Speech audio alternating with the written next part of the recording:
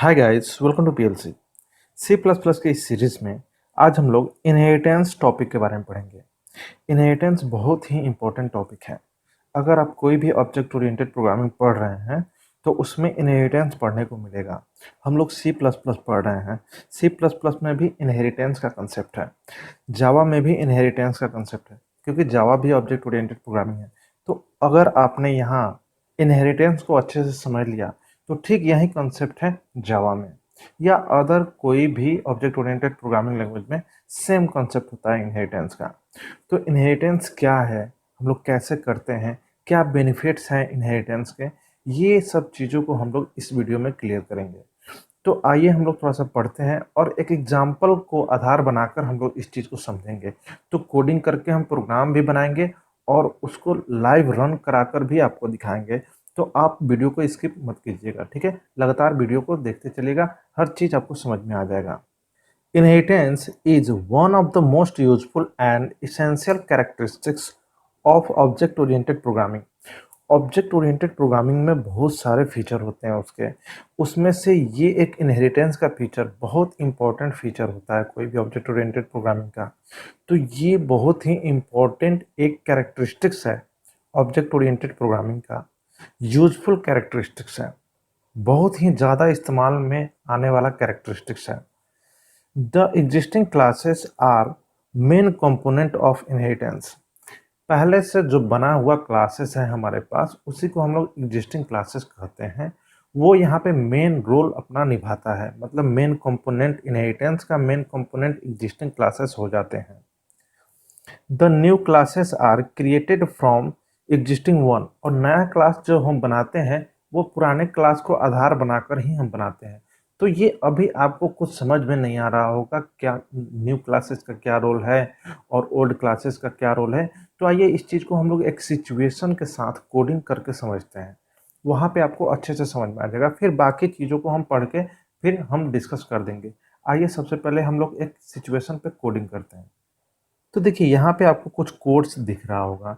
ये क्या है कि एक क्लास है। एक सिंपल एग्जांपल बनाने की कोशिश की गई है, जिसमें एक क्लास होगा और उस क्लास के जो भी मेंबर वेरिएबल हैं उनमें हम डाटा डालेंगे और जस्ट उसको प्रिंट करा लेंगे। ये सब काम किसी ऑब्जेक्ट के सहारे ही होगा, क्योंकि क्लास एंड ऑब्जेक्ट पे आधारित हम लोग प्रोग्रामिंग कर रहे हैं। तो आइए पहले क्लास को थोड़ा सा समझ लेते हैं। क्लास का नाम क्या है? मेरे क्लास का नाम है स्टूडेंट। और इसमें जो भी मेंबर वेरिएबल हैं, एक है कैर टाइप का, मतलब कि कैरेक्टर एरे, जिसका वेरिएबल का नाम है नेम, मतलब ये नाम को स्टोर करेगा। दूसरा मेंबर वेरिएबल है इंटीजर टाइप रोल, ये रोल नंबर को स्टोर करेगा। मतलब एक स्टूडेंट का नाम स्टोर करना है और उसका रोल नंबर स्टोर करना है, ठीक है। और ये एक पब्लिक सेक्शन में फंक्शन बना हुआ है गेट डाटा फंक्शन। ये क्या करेगा? इनपुट लेगा। उसी तरह से एक शो फंक्शन है जो आउटपुट देगा। बस इतना सा ही काम करना है। अब इस स्टूडेंट नाम का जो क्लास है इसका हम क्या बनाएंगे? ऑब्जेक्ट बनाएंगे। तो देखिए नीचे मेन फंक्शन में हम लोग ऑब्जेक्ट बना रहे हैं। स्टूडेंट जो क्लास का नाम है, तो स्टूडेंट लिखे हैं और फिर एस, मतलब एस ऑब्जेक्ट का नाम है। तो एस नाम का हमने क्या बनाया? एक ऑब्जेक्ट बनाया। तो आपको पता होगा जब हम लोग ऑब्जेक्ट बनाते हैं तो वो क्या होता है, जो भी क्लास होता है ना, ठीक उसी के फीचर सब ऑब्जेक्ट में आ जाते हैं। मतलब क्लास के अंदर दो मेंबर वेरिएबल है, दो मेंबर वेरिएबल डिफाइन किया गया है तो वो भी बन जाएंगे। मतलब एक नेम स्टोर करने के लिए और दूसरा रोल स्टोर करने के लिए, रोल नंबर, ठीक है। और इस ऑब्जेक्ट का नाम क्या है? एस, ठीक है। बस यही काम है। और नीचे, उसके नीचे हम लोग क्या कर रहे हैं? गेट डाटा को कॉल कर रहे हैं ऑब्जेक्ट के सहारे, मतलब इसमें कुछ डाटा आ जाए।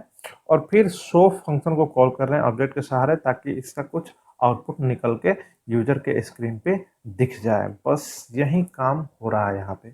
तो आइए अब हमें करना क्या है? ये सारी बातें हो सकता था आपको पहले से पता होगा, लेकिन फिर भी हमने क्या किया, थोड़ा सा समझाने की कोशिश किया। अगर आप नए हैं तो थोड़ा सा समझ जाइएगा। आइए अब मेन चीज हम लोग पढ़ते हैं, इनहेरिटेंस का कंसेप्ट। अभी तक मैंने कुछ इनहेरिटेंस का कंसेप्ट आपको नहीं बताया। देखिए अब एक सिचुएशन है आपके सामने। सिचुएशन क्या है कि अभी आपके पास जो ऑब्जेक्ट है, जैसे कि अभी आपने क्या बनाया? एक एस नाम का ऑब्जेक्ट। तो आपको पता है ये एस नाम का ऑब्जेक्ट के पास कैपेसिटी क्या है? नेम और रोल को स्टोर करने का, ठीक है। अब जरा सोचिए, एक स्टूडेंट का डाटा आप रख रहे हैं, ठीक है। तो नेम चाहिए, रोल चाहिए, मिनिमम बस इतना ही। सपोज कि आपको एक प्लेयर, मतलब कि कॉलेज है तो क्या कॉलेज के स्टूडेंट ही ना प्लेयर बनते हैं। अगर कहीं कॉलेज की तरफ से खेलने जाते हैं तो फिर उनका कुछ डाटा कहीं ना कहीं स्टोर करना होगा। तो हो सकता है सॉफ्टवेयर में अगर स्टोर हो रहा है उनका डाटा, तो अब प्लेयर के हिसाब से उनका डाटा लिया जाएगा। तो जाहिर सी बात है कॉलेज के होंगे तो उनका नाम तो होगा ही प्लेयर का, और वो उनका रोल नंबर भी होगा। और साथ में दो एक्स्ट्रा फील्ड हो सकता है आ जाए। वो कौन सा? उनका हाइट, उनका वेट, क्योंकि प्लेयर्स के लिए ये डाटा एकदम जेन्युइन है, मतलब हाइट और वेट तो चाहिए ही चाहिए। तो अब आप सोचिए, आपको एक दूसरा ऑब्जेक्ट अगर बनाना होगा, सपोज कि पी नाम से प्लेयर के डाटा को रखने के लिए, तो वहाँ पे आपको ऐसा क्लास चाहिए जिसके पास 4 डाटा मेंबर हो, मतलब 4 मेंबर वेरिएबल हो, नेम, रोल, हाइट, वेट। तो आप ज़रा सोचिए कि आपके पास पहले से एक है स्टूडेंट नाम का क्लास, जिसके पास कैपेसिटी है 2 डाटा को स्टोर करने की, ठीक है? और एक नया क्लास आपको बनाना है, मतलब कि किसी ने बोल दिया आपको कि हमें प्लेयर का डाटा रखना है, तो उसके लिए तुम क्लास डिजाइन करो। तो आप क्या कीजिएगा, फिर से एक क्लास बनाइएगा। मतलब क्या कि मेरे कहने का मतलब है, आप उस समय क्या कीजिएगा, फिर से एक क्लास बनाइएगा। और क्लास बनाइएगा तो क्या करना होगा, फिर नेम लिखना होगा, फिर रोल लिखना होगा। क्लास का नाम अगर प्लेयर देना चाहते हैं तो यहाँ पे इसको काट के प्लेयर लिख दीजिए, और फिर यहाँ पे 2 फील्ड बढ़ाइएगा। उसी तरह से आप गेट डाटा उसमें बनाइएगा, फिर ये सब करना होगा, फिर इसमें 2-3 लाइन का और कोड बढ़ाना होगा। कहने का मतलब ये है कि आपको कोडिंग फिर से करना है, और ये सारा कोडिंग आपको फिर से करना होगा, कुछ और कोड एक्स्ट्रा उसमें ऐड करना होगा। तो कितना अच्छा होता कि हम ये जो पहले से कोडिंग करके रखे हैं इसको यूज कर लेते, और नया कुछ फीचर ऐड करना है उसको भी हम ऐड कर लेते। तो ये एक कंसेप्ट है, इसी कंसेप्ट को बोलते हैं हम लोग इनहेरिटेंस। मतलब कि पहले से जो भी प्रॉपर्टीज आपके पास पड़ा हुआ है, प्रॉपर्टीज कहने का मतलब कि जो क्लास आपके पास है, उस क्लास में अगर कुछ मेंबर वेरिएबल है, कुछ फंक्शन है, अगर ये सब यूज होने वाला है, यूज होने लायक है, तो आप यूज कर सकते हैं, इनहेरिटेंस के थ्रू यूज कर सकते हैं। तो देखिए, अब हम इनहेरिटेंस के थ्रू प्रोग्रामिंग कर रहे हैं। तो जो भी एक प्लेयर के लिए डाटा स्टोर करना है, उसी मुताबिक एक क्लास आपका बन जाएगा, और बहुत लेस एफर्ट के साथ, मतलब कि बहुत कम मेहनत करना होगा आपको। ठीक है? तो आइए हम लोग इस काम को करके देखते हैं, मतलब कि एक एक्चुअल वे में हम लोग इनहेरिटेंस को अप्लाई करके अपने प्रॉब्लम को सोल्व करते हैं। ठीक है? तो आइए हम लोग क्या करते हैं, उसके लिए कोडिंग करते हैं।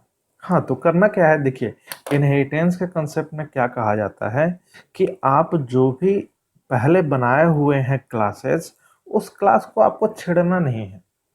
आपको नए क्लास बनाने हैं, और पुराने क्लास को जस्ट यूज कर लेना है, और जो भी नया फीचर ऐड करना है वो न्यू क्लास में ऐड कीजिए। पुराने क्लास को बस आप इनहेरिट कर लीजिए, मतलब कि कहीं से उसको, उसके सारे प्रॉपर्टीज को आप खींच लीजिए, और नए क्लास जो बना रहे हैं, जो जो चीज़ चाहिए आप उसमें ऐड कर दीजिए। तो अब हम वही करने जा रहे हैं। तो इस क्लास से पहले बाहर आइए, ये हुआ क्लास का बाहरी एरिया। हम यहाँ पे एक प्लेयर नाम का क्लास बनाते हैं।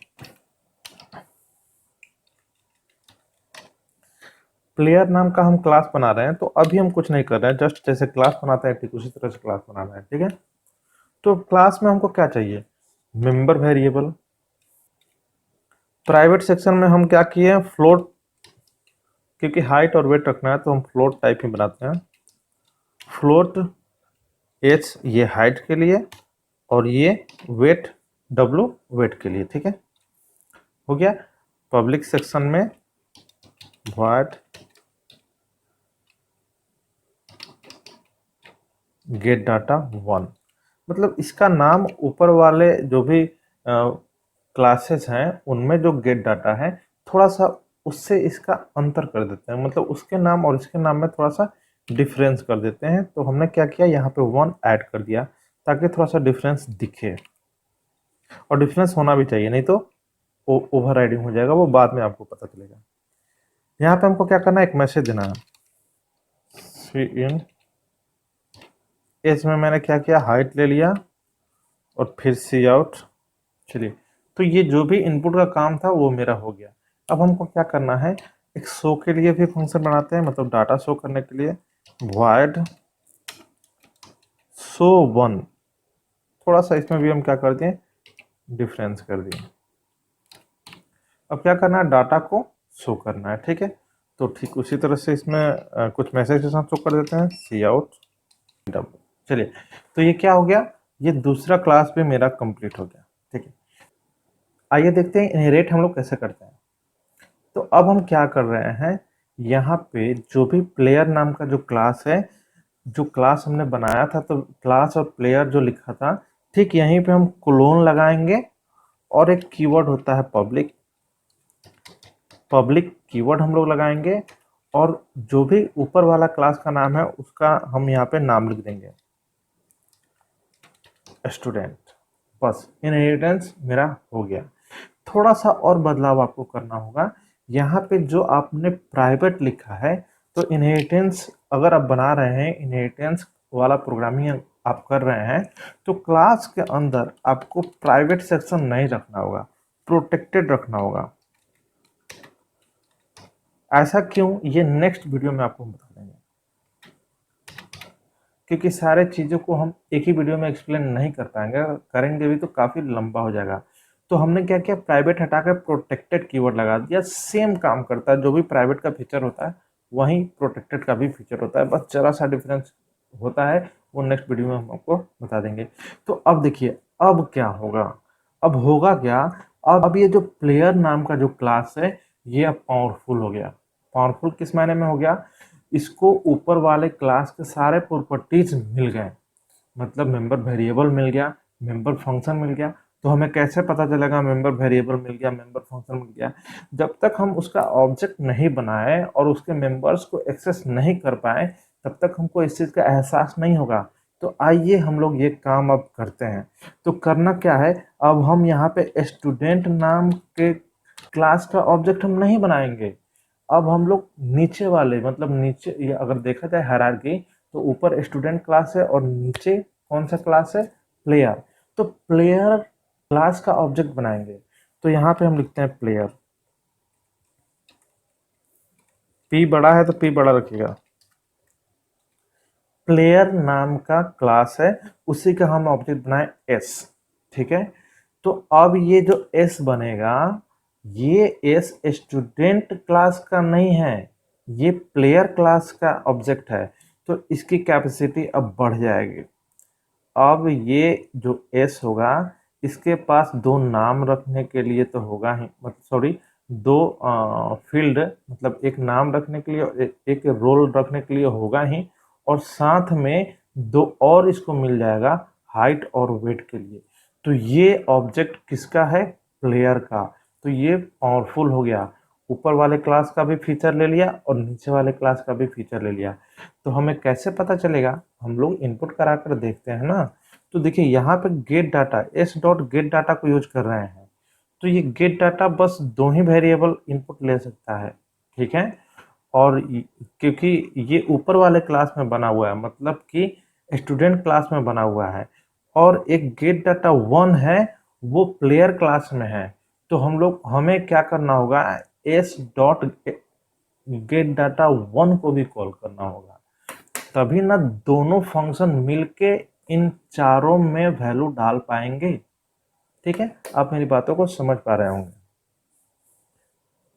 तो अब हमें क्या करना है, हमें यहाँ पे गेट डाटा वन को भी कॉल करना होगा, मतलब S dot gate data one. चलिए, तो एक तो शो यहाँ पे हो ही रहा है और हमें एक और शो को कॉल करना पड़ेगा, एस डॉट शो वन। मतलब कि जितने भी मेंबर फंक्शन हैं सबको हमने कॉल कर लिया केवल एस ऑब्जेक्ट के थ्रू, मतलब प्लेयर क्लास का जो ऑब्जेक्ट है उसके थ्रू। अब हम इस चीज को रन कराते हैं। देखिए रन हुआ, आपसे क्या बोल रहा है, इंटर नेम। हम नेम देते हैं राकेश। फिर ये अब रोल नंबर मांग रहा है, तो मैंने इसे रोल नंबर दिया 102। अब ये हाइट मांग रहा है, तो हाइट मैंने दिया 123। फिर ये वेट मांगेगा हमसे, अब मैं इसे वेट देता हूँ 55। और देखिए ये सारा आउटपुट आपको मिल गया। मतलब कि ये जो प्रोग्राम आपको दिख रहा है ये रन कर गया, ये अच्छे से काम कर रहा है और आउटपुट भी दे रहा है। यहाँ पे 2 क्लासेस आपको देखने को मिले होंगे। यहाँ पे आपको 2 क्लासेस देखने को मिले। ऊपर एक स्टूडेंट नाम का जो क्लास था, इसके पास क्या था, 2 मेंबर वेरिएबल, एक नेम और एक रोल के लिए। फिर नीचे क्या था, एक और क्लास था प्लेयर। प्लेयर क्लास के पास 2 डाटा मेंबर थे, एक हाइट, दूसरा वेट। तो हमने क्या किया, प्लेयर को क्या कर लिया, स्टूडेंट क्लास से इनहेरिट कर लिया। स्टूडेंट क्लास से इनहेरिट करने से क्या फायदा हुआ कि ये जो प्लेयर क्लास है इसकी क्षमता बढ़ गई। इसकी क्षमता बढ़ गई, ये देखने को तो हमें नहीं दिखेगा, लेकिन अंदर ही अंदर जब हम लोग कंपाइल करते हैं वहां पे इसकी क्षमता बढ़ गई। और बढ़ जाने के बाद क्या हो गया, अगर हम प्लेयर का ऑब्जेक्ट बनाते हैं तो वो ऑब्जेक्ट का पावर भी ज़्यादा हो जाता है, मतलब कि 4 डाटा को वो स्टोर कर सकता है। ठीक है, तो ये हुआ इनहेरिटेंस का फायदा। तो आइए थ्योरी पार्ट है उसको भी हम लोग पढ़ के खत्म करते हैं। तो देखिए अब आपको समझ में आ रहा होगा कि यहाँ पे कह रहा है कि the existing classes are main component of inheritance. जब एग्जिस्टिंग क्लासेस मतलब पहले से एक बना बनाया क्लासेस आपके पास नहीं होगा तो फिर किसको आप इनहेरिट कीजिएगा, किसके प्रॉपर्टीज को आप एक्सेस कीजिएगा, होना तो चाहिए, इसीलिए मेन कंपोनेंट हो जाता है। The new classes are created from existing one. और नया क्लास जो आप बनाते हैं वो पुराने क्लास के फीचर्स को लेकर बनाते हैं। तो इसी के लिए पुराने क्लासेस का होना ज़रूरी है, मतलब एग्जिस्टिंग क्लासेस का होना ज़रूरी है। The properties of existing classes are simply extended to the new classes. जो भी प्रॉपर्टीज है एग्जिस्टिंग क्लासेस का वो सिंपली क्या हो जाता है, एक्सटेंड हो जाता है, मतलब न्यू क्लास में चला जाता है। In inheritance the old class is known as base class. जो भी ओल्ड क्लास है उसको हम बेस क्लास बोलते हैं, जो नया क्लास है उसे हम ड्राइव क्लास बोलते हैं। ठीक है, inheritance is the best example of reusability. और ये बहुत ही बेस्ट एग्जाम्पल है रीयूजेबिलिटी का, मतलब कि हम लोग पुराने कोड को क्या करते हैं, यूज कर लेते हैं, रीयूज कर लेते हैं। तो ये रीयूजेबिलिटी का भी एक बेस्ट एग्जाम्पल है। तो हमने इनहेरिटेंस बनाया तो इसी सिंटेक्स को फॉलो करके बनाया है, जहां हमने क्लास कीवर्ड लिखा, फिर जो भी नया क्लास था न्यू क्लास का मैंने नाम लिखा, फिर एक्सेस स्पेसिफायर मैंने लगाया, मतलब मैंने यहाँ पे यूज किया पब्लिक। तो आप पब्लिक, प्राइवेट, प्रोटेक्टेड ये सब यूज कर सकते हैं, लेकिन जनरली हम लोग पब्लिक यूज करते हैं। आगे एक्सेस स्पेसिफायर हम पढ़ाएंगे नेक्स्ट वीडियो में, वहाँ पे हम हर चीज़ को समझा देंगे। फिर बेस क्लास का नाम, मतलब कि पुराने क्लास का नाम यहाँ पे लिखना होता है, और जो भी नया फीचर आपको ऐड करना है न्यू क्लास के अंदर वो सब आप इसके अंदर लिख दीजिएगा। ये आपका इनहेरिटेंस वाला प्रोग्राम बन गया। ठीक है, अगर आपको समझ में आया हो तो प्लीज़ इस वीडियो को लाइक कीजिएगा। अभी तक सब्सक्राइब नहीं किया तो सब्सक्राइब भी कर दीजिएगा। मिलते हैं नेक्स्ट वीडियो में न्यू कंसेप्ट के साथ, तब तक के लिए बाय बाय, थैंक यू।